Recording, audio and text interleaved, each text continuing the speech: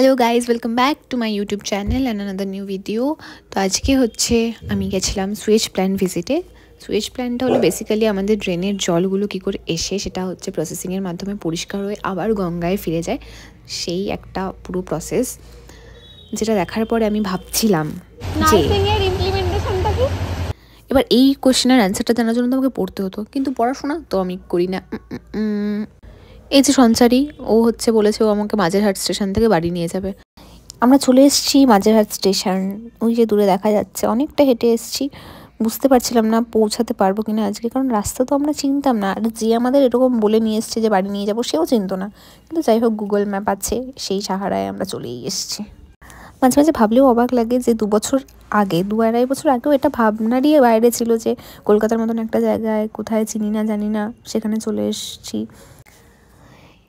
এই যে মাঝেরহাট স্টেশন, 3:16 বাজে আর আমাদের ট্রেন 4:15 ডিরেক্ট মাঝেরহাট থেকে দমদম। আর এতক্ষণ নিশ্চয়ই আমি এমনি বসে থাকবো না, তাই কিছু খাবার খাচ্ছিলাম। এই যে খেয়ে নিচ্ছি ফ্রুটি, কারণ খুব খুব খুব খিদে পেয়েছিলো। আর ওখানকার যে খাবারগুলো ছিল, মানে পিৎজা বার্গার, এগুলো দেখে আমার ঠিক ভক্তি আসছিলো না, তাই ফ্রুটিই খেতে হচ্ছিলো। আমরা উঠে পড়েছি ট্রেনে, আর আমাদের খুব ভাল লাগছিলো, কারণ হচ্ছে ট্রেনটা একদম ফাঁকা ছিল। ওই কম্পার্টমেন্টে শুধু আমি আর সঞ্চারী ছিলাম। আর আমরা বনগা লোকালে ওঠা মানুষজন, আমাদের এরকম ফাঁকা ট্রেন অসম্ভব ভাল লাগে, মানে যে কোনো কিছুর থেকে বেশি ফেভারিট। আর এভাবেই জানলার ধারে বসে বসে প্রিন্সেপ ঘাট, বাবুঘাট সব কিছু দেখতে দেখতে চলে এসেছিলাম বাড়ি। আজকের ভিডিওটা এইটুকুই, দেখা হচ্ছে পরের ভিডিওতে।